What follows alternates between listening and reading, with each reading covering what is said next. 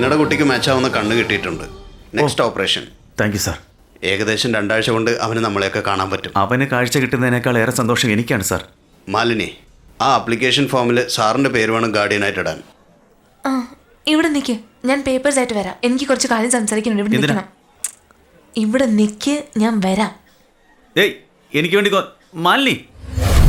സാറേ, സാറിനോട് എനിക്കൊന്ന് സംസാരിക്കണമായിരുന്നു. നിൽക്കേ, ഞാൻ നോക്കി. സാറേ, ആ കുട്ടിക്ക് കണ്ണു കൊടുത്തത് ഞാനാണ് sir. Oh, thank you so much.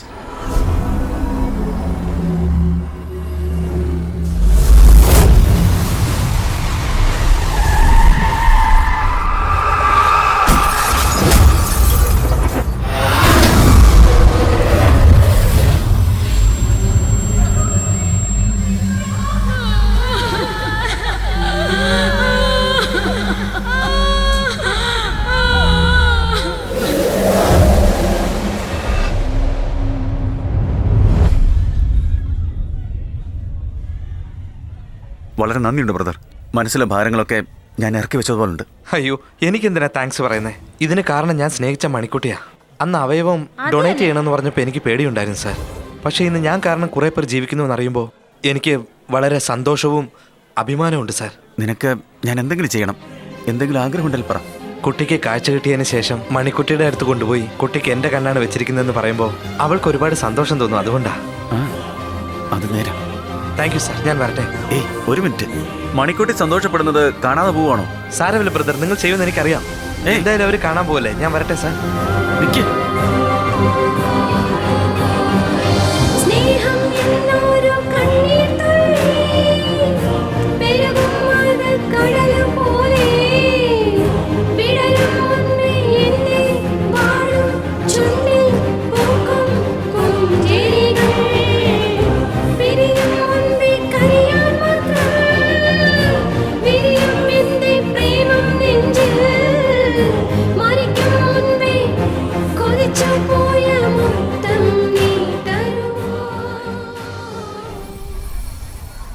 കരയാതെ ചേച്ചി, നന്നായിട്ട് നോക്കണം. ആവശ്യമുണ്ട് എപ്പോൾ വേണം എന്നെ വിളിക്കാം.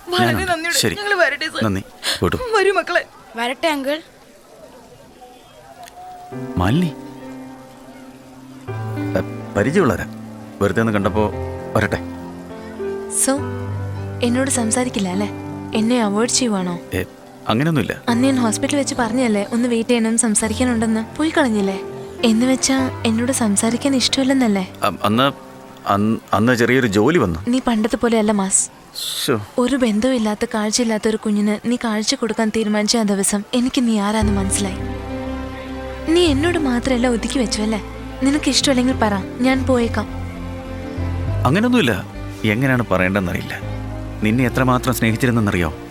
അന്ന് നീ എന്നോട് ദേഷ്യപ്പെട്ടു പോയപ്പോ നിനക്കിട്ട് 2 തന്നിട്ട് ഒരു ഉമ്മയും തരണമെന്ന് തോന്നി. എനിക്ക് തന്നോടായിരുന്നോ? എന്താ ഇവിടുന്ന് ഓക്കെ കിട്ടിയില്ലടാ, പിന്നെന്തിനാ വെയിറ്റ് ചെയ്യുന്നേ? മാസേ, നീ പണ്ടത്തെ പോലെ അല്ല കേട്ടോ. സെക്കൻഡ് ഹാഫിൽ നീ ഒരുപാട് സ്ലോയാ.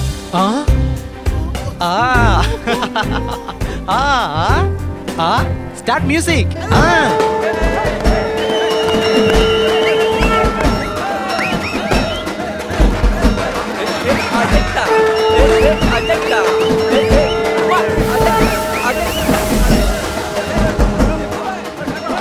എന്താ മാസം ഇത്? അവന്റെ മരണത്തിന് അവൻ തന്നെ ഡാൻസ് ചെയ്യണം എന്നുള്ളതായിരുന്നു ആഗ്രഹം. ജീവിച്ചിരുന്നപ്പോ അവന്റെ ആഗ്രഹം എല്ലാം തീർന്നു. അതാ മരിച്ചോണ്ട മേൽപോട്ട് പോയത്. ഇതാ നല്ല മരണം എന്ന് പറയുന്നത്.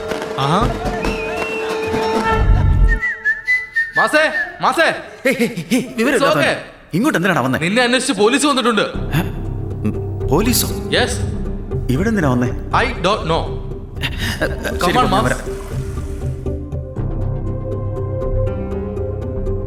മറുപടി പറ. സാർ, നിങ്ങൾ അതിനൊന്നും എന്നോട് ചോദിച്ചില്ലല്ലോ. ആന്റണി അറിയാവോ? എഡിറ്റർ ആന്റണി അറിയാവുന്നുള്ള കാര്യം നീ പറഞ്ഞേക്ക്. ആന്റണി മുകളിൽ നോക്കിയ ആന്റണിയെ കാണത്തുള്ളൂ, ആന്റണിയെ കാണത്തില്ല.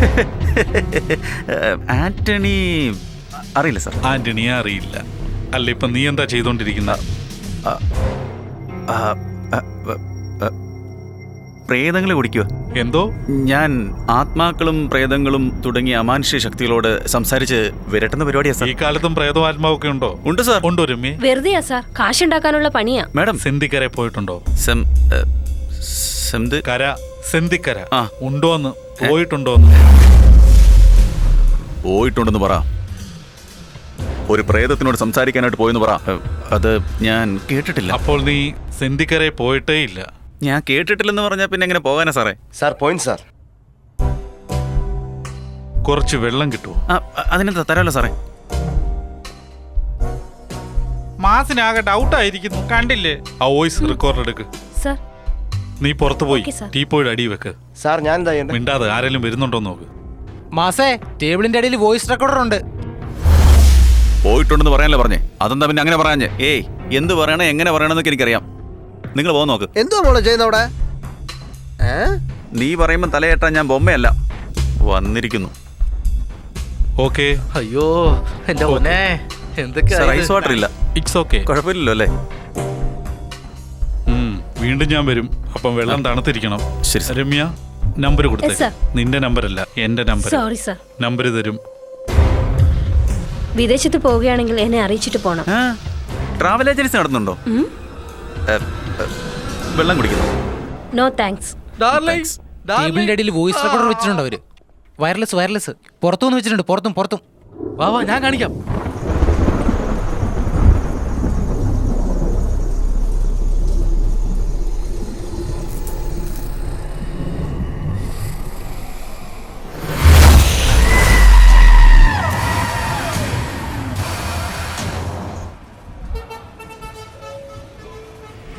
Hi. Vikram, assistant commissioner of police. സാറിനെ കാണാൻ നമസ്കാരം. വാ, കയറി പോവാം. ശരി സാർ.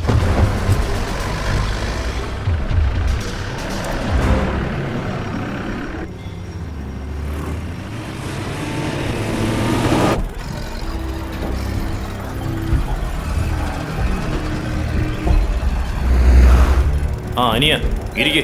ഞാൻ നിങ്ങളെ എവിടെയോ കണ്ട പോലെ തോന്നുന്നല്ലോ. പരസ്പരം സംസാരിച്ചിട്ടുണ്ടോ നമ്മള്? ഇല്ല സാർ. അല്ല, പ്രായമൊക്കെ ആയില്ലേ, അതാ. അല്ല അനിയ, നമ്മളെവിടെയോ വെച്ച് കണ്ടിട്ടുണ്ട്, ഉറപ്പാ? ഉണ്ടായിരിക്കാം, ഒരുപാട് കസ്റ്റമേഴ്സിനെ കാണുന്നല്ലേ. ഒന്ന് ഓർത്ത് നോക്കി ആരാ എന്താന്നൊക്കെ പറയുവാണെങ്കിൽ. ഷോ, ഞാൻ ആ കാര്യം അങ്ങ് മറന്നുപോയി. എന്റെ പേര് മധുസൂദനൻ, ഈ നാട്ടിലെ MLA യാ. അറിഞ്ഞില്ല സാർ, സോറി. സാരമില്ല, ഇരിക്കും. അനിയൻ TV ഒന്നും കാണാറില്ലെന്ന് തോന്നുന്നു. ഇല്ല സാർ. നമ്മുടെ കാഞ്ഞിരപ്പള്ളി സബ് കളക്ടർ കൊലപാതക കേസിൽ എന്നെ ആ സംശയത്തിന്റെ പേരിൽ അകത്ത് കൊണ്ടിട്ടത്.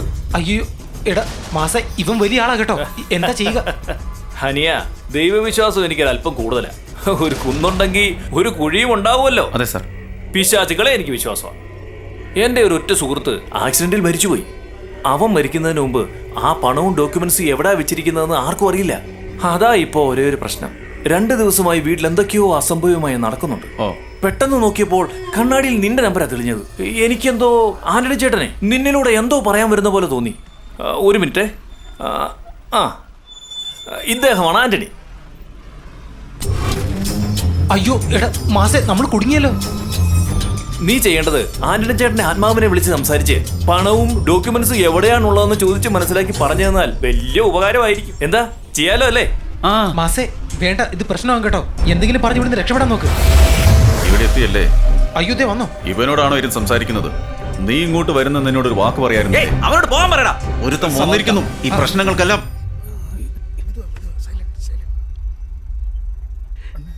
ഞാനെന്ത് ചെയ്തു? വീടുകളിൽ പോയി നമ്പർ എഴുതി വെക്കുന്ന 6 പണിയാ. നിങ്ങളുടെ പണിയല്ലേ? ആഹാ, അവിടെ കൊണ്ടുപോയി കൊല ചെയ്യിപ്പിച്ചാലാ നീ തന്നെയല്ലേ? ഇപ്പോഴത്തെ പ്രശ്നം സെന്തിക്കരെ പോയതല്ല.